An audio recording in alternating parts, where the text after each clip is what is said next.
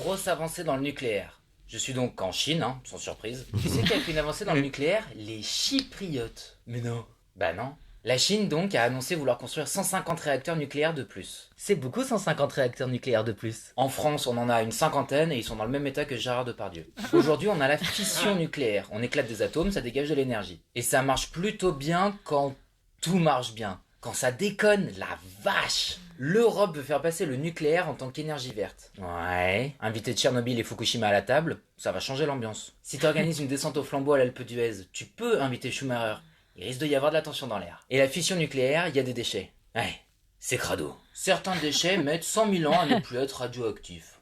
Pour se rendre compte, 100 000 ans convertis en unité de mesure Vivre FM, ça fait 1 milliard de fois le dernier CD de Clara Luciani. Oui, on l'aime bien, mais ça fait beaucoup. Mais là, les Chinois, ils ont fait un progrès dans la fusion nucléaire. On reproduit ce qu'il se passe au sein du Soleil.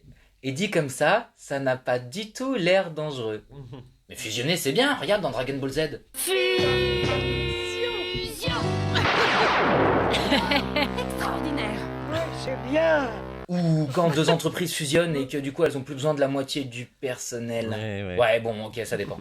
Mais dans le nucléaire, c'est bien. On fait passer du plasma dans des gros aimants. Mais balèze, hein. Chaque aimant, on dirait qu'Optimus Prime a prêté son cock ring. La température monte, les deux atomes se rapprochent. Et si on rajoute un petit coup de Barry White, bam! Fusion! 4 fois plus d'énergie que le nucléaire, peu de risques que ça dégénère, et pas de construction d'armes de type bombe H.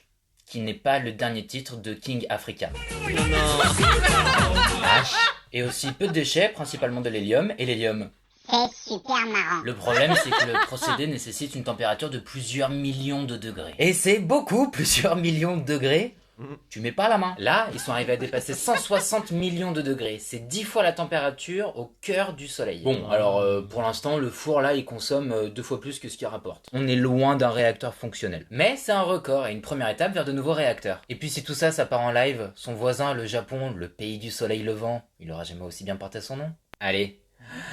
Bonne émission les amis. Ah, il a fait exprès de laisser yes. ce tube. Merci Merci beaucoup, Audrey. On va retrouver la semaine prochaine.